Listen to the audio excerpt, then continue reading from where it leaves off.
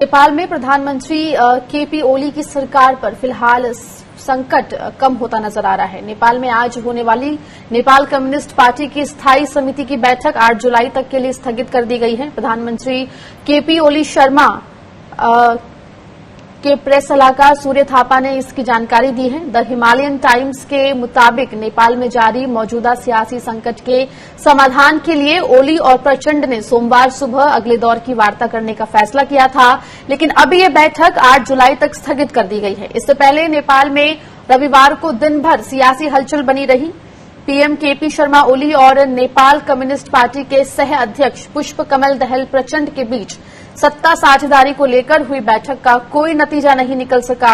ओली के करीबी सूत्र ने बताया है कि दोनों नेता अपने रुख पर अड़े हुए हैं, इसलिए वे किसी समझौते पर नहीं पहुंच सके। वहीं नेपाल में प्रचंड का खेमा पीएम ओली से इस्तीफे की लगातार मांग कर रहा है। इस खेमे को पार्टी के वरिष्ठ नेताओं माधव कुमार नेपाल और झालानाथ खनल का समर्थन हासिल है।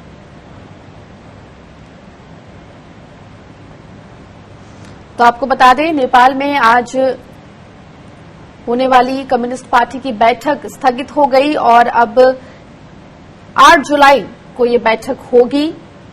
लगातार नेपाल में नेपाल के प्रधानमंत्री केपी शर्मा ओली पर संकट गहराता जा रहा है। कम्युनिस्ट पार्टी के उनके ही जो नेता हैं, जो मंत्री हैं, वो उनसे इस्तीफा मांग रहे हैं और इसको लेकर आज एक अहम बैठक नेपाल में होने वाली थी। नेपाल कम्युनिस्ट पार्टी की स्थायी समिति की बैठक, जो कि अब 8 जुलाई तक के लिए स्थगित कर दी गई है। आपको यहां पर यह भी बता दें कि प्रधानमंत्री केपी शर्मा ओली के प्रेस सलाहकार सूर्य थापा ने इस बारे में पूरी जानकारी दी है।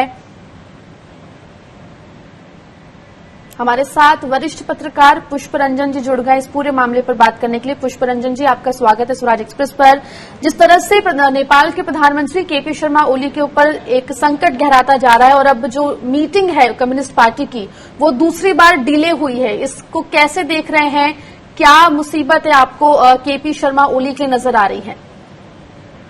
नेपाल में एक शब्द बातचीत के लिए उस शब्द का इस्तेमाल करते हैं कि छल फल हो रहा है। वो छल फल का मतलब हम लोग जो हिंदी वाले लगाते हैं कि कोई छल भी है और उसका फल नहीं निकलने वाला है। तो ये छल फल चल रहा है काफी दिनों से। कल रविवार को ही बैठक हुई थी बालूघाट जो प्रधानमंत्री निवास से, और उसका कोई नतीजा नहीं निकला। फिर आज भी इस समय जो हम बातचीत कर रहे हैं टीवी पर, तो भी बैठक वहां चल रही है बालूघाट प्रधानमंत्री निवास में। दिक्कत दोनों तरफ से है। एक तो का जो खेमा है, ये लोग चाह रहे हैं कि हमें किसी भी तरह से सत्ता हाथ में आनी चाहिए, और इनके खिलाफ जिस तरह से केपी शर्मा ओली ने मोर्चा खोला है कि भारत के उपसावे पर ये सारा षड्यंत्र हो रहा है मेरे खिलाफ, इसमें देखिए पुष्प कमल दहाल, माधव कुमार नेपाल, झालानाथ खनल, ये 3 वरिष्ठ नेता हैं नेपाल में। इनके इंटीग्रिटी पे भी एक सवाल उठ गया कि इनकी विश्वसनीयता, देश के प्रति समर्पण या नेपाल के प्रति इनकी विश्वसनीयता पर भी सवाल उन्होंने इस तरह से उठा दिया है जैसे ये तीनों के तीनों भारत के एजेंट हैं। तो ये भी बड़ा खतरनाक अपने आप में हुआ है। और स्टैंडिंग कमेटी जो कि सारे इस कार्यक्रम को तय करती है कि सरकार में किसको रहना है, प्रधानमंत्री को कब तक रहना है, उसमें 44 सदस्य हैं स्टैंडिंग कमेटी में। उसमें से 30 जो हैं वो केपी शर्मा ओली जो प्रधानमंत्री हैं उनके विरुद्ध हैं। यानी सिर्फ 14 लोग हैं जिनके बल पे ये चाह रहे हैं कि हम सत्ता में बने रहें। ये भी बड़ा मुश्किल कार्य है। इसीलिए 8 तारीख का समय दिया गया है ताकि 2 दिनों के भीतर में कोई सत्ता निकल जाए। प्रचंड खेमा है, वो सीधा सीधा ये कह रहा है कि मई 2018 में ये तय हुआ था कि आधा समय केपी शर्मा ओली प्रधानमंत्री रहेंगे और आधे समय प्रचंड रहेंगे प्रधानमंत्री। पावर शेयरिंग आधा आधा रहेगा। मगर ओली खेमा है, वो कह रहा है कि नहीं, नवंबर में ये तय हुआ था, नवंबर 2019 में, कि पूरे के पूरे 5 साल केपी शर्मा ओली सत्ता में बने रहेंगे। तो ये काफी ये कंट्रोवर्सी है और इसका कोई लिखित प्रमाण पत्र भी नहीं है कि लिखित कुछ ऐसा तय हुआ था। जी पुष्परंजन जी, जिस तरह से केपी शर्मा ओली लगातार भारत विरोधी बयान देते रहे हैं और उनके ऊपर जिस तरह से अब जो खतरा मंडरा रहा है, अगर हम भारत के परिप्रेक्ष्य की बात करें तो इस पूरे मामले को आप कैसे देखेंगे? देखिए, इस मामले में जिन गड्ढा खुद इन्होंने खोदा हुआ है, उस गड्ढे में बार बार गिर रहे हैं, निकल, इसमें भारत की, इनकी कुर्सी जाने के पीछे भारत की भूमिका उतनी नहीं लगती है जी। इस तरह से इन्होंने और भी एक बार और पहले जब इनकी कुर्सी गई थी तो भारत का इन्होंने नाम लिया था। ये दूसरी बार है जब इन्होंने भारत को इन्वॉल्व किया है। दरअसल इसमें चीन बहुत ज्यादा सक्रिय हो चुका है जी। चीन की जो राजदूत हैं काठमांडू में बेस्ड हैं वो सबसे ज्यादा सक्रिय हैं। पिछले हफ्ते ही पार्टी का कुल मिलाकर पार्टी में जो अंदर मतभेद है उसकी वजह से ये मीटिंग डिले हो रही है, और लेकिन जो खतरा है केपी शर्मा ओली पर वो लगातार बना हुआ है। शुक्रिया पुष्परंजन जी हमसे जुड़ने के लिए और बात करने के लिए। हमारे साथ वरिष्ठ पत्रकार आनंद स्वरूप वर्मा जी भी फोन लाइन पर जुड़ गए। आनंद स्वरूप वर्मा जी, आपका स्वागत है स्वराज एक्सप्रेस पर। जिस तरह से नेपाल के प्रधानमंत्री केपी शर्मा ओली के ऊपर एक खतरा मंडरा रहा है, उनसे इस्तीफे की मांग हो रही है, लेकिन जो मीटिंग होने वाली है कम्युनिस्ट पार्टी की, उनकी पार्टी की, वो भी टल रही है। पूरा प्रकरण क्या है और किस तरह से आपको बढ़ता हुआ नजर आ रहा है?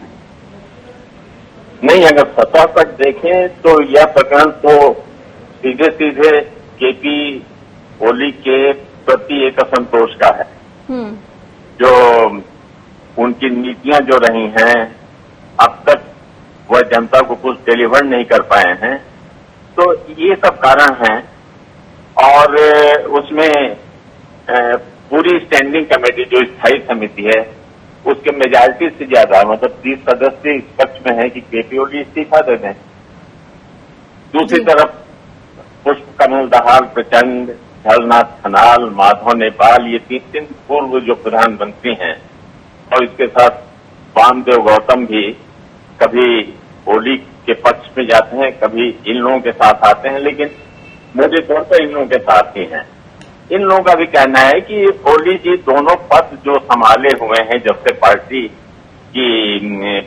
एक बनी है 2018 से, कि पार्टी के अध्यक्ष और प्रधानमंत्री दोनों, तो वो पहले तो ये मांग थी कि एक पद छोड़ें, लेकिन अब मांग हो रही है कि वो दोनों पद छोड़ दें।